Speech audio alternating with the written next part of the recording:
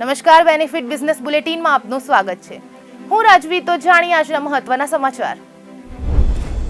આવતા અઠવાડિયે પ્રાઇમરી માર્કેટમાં માત્ર એક નવો ઇસ્યુ.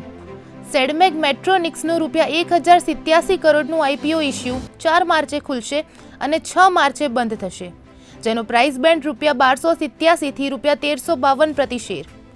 આવતા અઠવાડિયે અન્ય 9 આઈપીઓનું લિસ્ટિંગ પણ થશે. ફેબ્રુઆરીમાં જીએસટી વસૂલાત ₹1.84 લાખ કરોડ પાર થઈ. 5 મહિનામાં સર્વોચ્ચ વૃદ્ધિ. વર્ષ દર વર્ષે 8.1% ઉછાળો. આર્થિક ગતિમાં મજબૂતીના સંકેત. ઘર આંગણે જીએસટી આવકમાં 5.3% વૃદ્ધિ. આયાતમાંથી 17.2% વધારો નોંધાયો. ફેબ્રુઆરીમાં 4 વ્હીલ ખરીદીમાં વધારો નોંધાયો.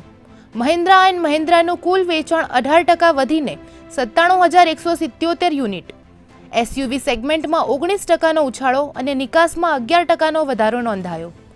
જ્યારે મારુતિ સુઝુકી ઇન્ડિયાનું કુલ વેચાણ 7.32% વધીને 2,13,995 યુનિટ થયું. નિકાસમાં પણ નોંધપાત્ર વૃદ્ધિ. Tatvam AIA $1.7 મિલિયનનું pre seed funding મેળવ્યું. ફંડિંગનું નેતૃત્વ સીડ કેમ્પ અને અન્ય રોકાણકારો દ્વારા મેળવાયું. એઆઈ આધારિત સિસ્ટમથી સેમિકન્ડક્ટર ચિપ ડિઝાઇન ઓટોમેટ કરવાની યોજના. મલ્ટી-ઇયર ચિપ ડેવલપમેન્ટ સાયકલને અઠવાડિયામાં સમેટવાનો દાવો કરાયો. તો આવા જ મહત્વના સમાચારો જાણવા માટે જોડાયેલા રહો બેનિફિટ ન્યૂઝ સાથે.